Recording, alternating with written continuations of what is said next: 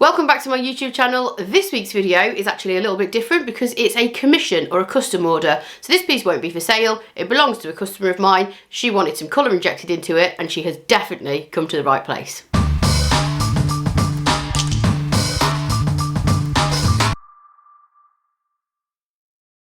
So this piece has sentimental value to my customer. However, she just finds it a little bit dark and dreary for her style. So she came to me to inject a little bit of colour into this piece. She also wanted it painted green, which was music to my ears because you all know how much I love green. Last week's video, I spoilt you with a little bit of purple and a little bit different. We're going back to green on this one, and I think it really will suit the dresser perfectly.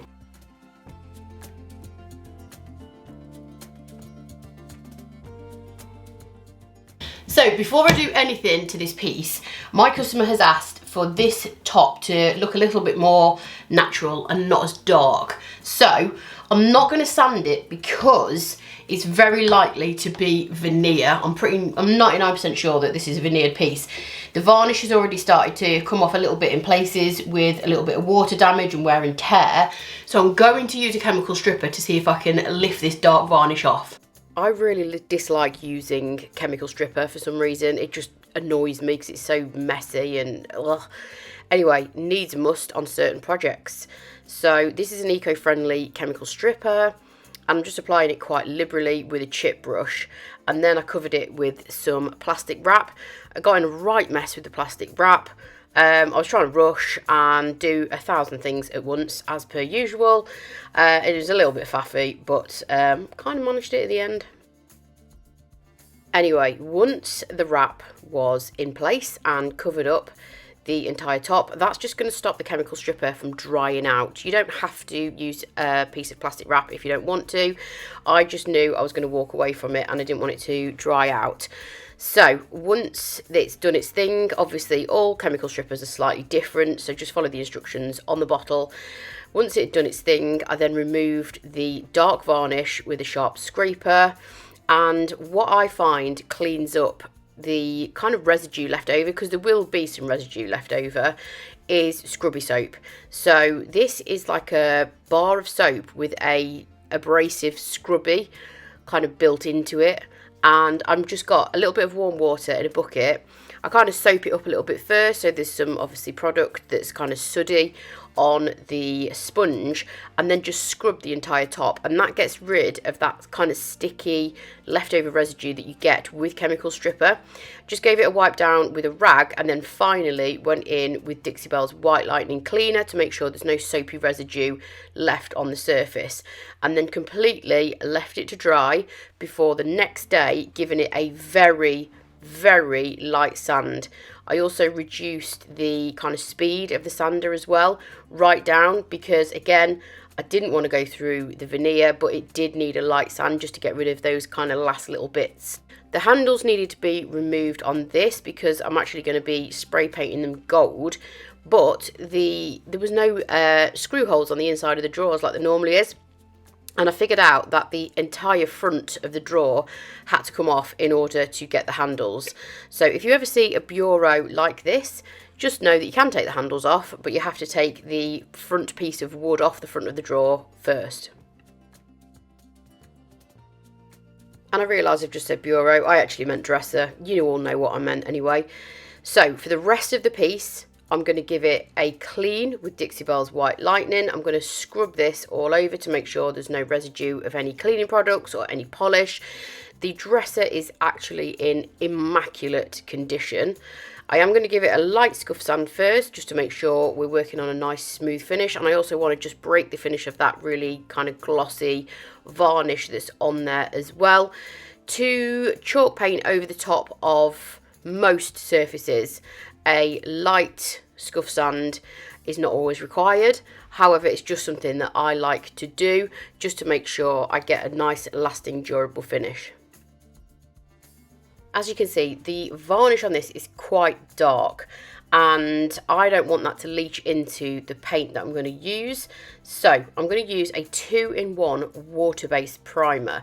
This is called Bond Emboss and it's from Dixie Belle Paint. I'm going to link all of the products that I use in the description below. along with all the colours and everything, so that if you did want to check them out, you can click on those links. That will take you to the Dixie Belle website. If you shop from there, I earn a small commission, but it won't cost you a penny more. So this is a water-based 2-in-1 primer. It blocks stains and it also provides adhesion. So I'm going to use it mainly for the stain blocking abilities on this piece, because like I say, this dark coloured varnish is quite bad for bleed through, and I don't want that to happen.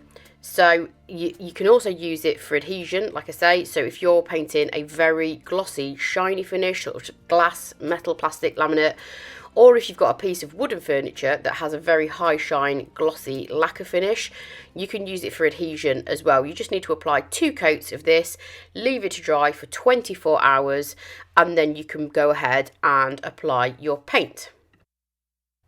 So my customer has chosen a mid-toned green. It's quite a punchy shade, very bold colour, but I think it's really going to suit this. I mean, I'm biased because green's my favourite colour to paint in anyway, so you can't really get it wrong if you ask me. And this one's called English Ivy. It's a Dixie Belle Chalk mineral paint. And as you can see, I'm just applying a very light spritz of water as I'm going over it. This is the top section, by the way, and this has had exactly the same prep work with the cleaning, the light scuff sand, and then the 2 coats of the clear primer. You can see it's kind of got a hazy, kind of dull finish to it. That's the colour, or the effect, I should say, that the clear primer gives. It's kind of like a rough, kind of hazy finish. So it's had that, and it's been left for 24 hours, and then I went ahead and applied 2 coats of this colour over the top. And I just like to work in small sections so that my paint doesn't dry down too quickly. I just whack my paint on and then really lightly smooth over the paint, or lay it off with very light feathery brush strokes. Where there's detail on this piece, such as the bit that I'm doing now and on the door fronts, I use a little bit more water than usual, just so that the paint gets into all the nooks, crannies and details, but doesn't kind of gloop it up and cover it up.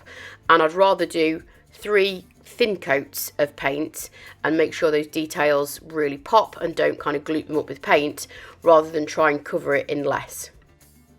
So obviously this video has been edited down to just be, you know, a 12-minute video, and there's lots of bits that I haven't included or that I've edited out. For example, the doors were removed and painted separately just so that I could get a nice clean finish. But what I did want to show you was the top of this piece. So this is a veneered wood, and all that means is it's a thin piece of wood glued over the top of the framework of this piece. So this is, I believe, oak veneer, and I just wanted to make the oak a little bit more even, and also just tone it down ever so slightly, because this at the moment, where I just sprayed water on, is the colour that it would go if I just applied a top coat straight over the top of it, which is quite an orangey tone. To eliminate the orange tones in the wood, I'm going to use a water-based wood stain. This is called VooDoo Gel Stain, and it's in the shade Tobacco Road. And I'm just going to start by spraying my surface with a little bit of water, and then applying a thin coat of this wood stain over the top. The water just helps your wood stain apply evenly. I usually use a bit of water for the first coat, for the first application, when your wood is super dry, because that way you just get a nice even coverage of wood stain. I actually did 2 thin coats of this just to make sure I had a nice even coverage, and then left it to dry. Once it was dry, it's time to top coat it for durability, and I just like to give it a very, very light sand with 220 grit sandpaper before I go in with my top coat. I'm actually going to use Dixie Belle's Gator hide for this, which is their most durable top coat. But the first thing I'm going to do is apply a coat of Satin clear coat first. The reason I'm going to do this is because Dixie Belle's Gator hide is sometimes, especially when you apply it over the top of a dry surface like this wood, it can sometimes grab on and be a little bit hard to eliminate any brush strokes or streakiness. This formula I'm using now, the Satin clear coat, is a gel formula which has a little bit longer open time, meaning you can work with it before it starts to dry. So I'm going to apply 1 coat of this super thin coat and let it dry. Once the satin is dry, then I'm going to go in with my Gator hide, and this will now just glide over the top of the clear coat satin, and it won't try and cling on to the dry wood and give you any kind of patchiness. So in total, I did another 2 coats of Gator hide, so 3 coats of Gator hide in total. That's going to give me maximum durability. The thing that I'm applying it with is called a Foam and Dandy pad, Foam and Dandy applicator pad, or Foam and Dandy brush, and it's basically a foam pad on a brush handle, and it doesn't give you any brush strokes because there are no bristles. It's a foam pad, and I find them really effective for using with top coats. I'm not a top coat person as such. I use a lot of waxes in my painting, so I find that these do give the kind of best flawless finish. And for the rest of the piece, I'm going to use wax. So I'm just going to use clear wax. We're not doing any kind of decorative waxing on this piece at all. So wax is a product that you kind of need to work into the paint a little bit. It just gives a really nice luster and depth to the paintwork. I really like the finish that wax gives. So I spoke to my customer about it, and they agreed that the rest of the piece was going to be waxed, and then obviously the top was going to be the varnish for the kind of the durability, which is where, you know, products are going to be placed. So I apply my wax with a sponge. Some people use a brush, and I do sometimes use a brush if there's a lot of detail on a piece, but for flat surfaces like this, I like to apply it with a sponge because you get a nice even coat. It doesn't give you any streakiness or brush strokes, and I like to kind of rub it in circular motions and just work in small areas, and then again kind of going all in one direction when I've applied that thin coat, just to make sure it's nice and smooth and even. Obviously you do have to buff your wax off with a rag.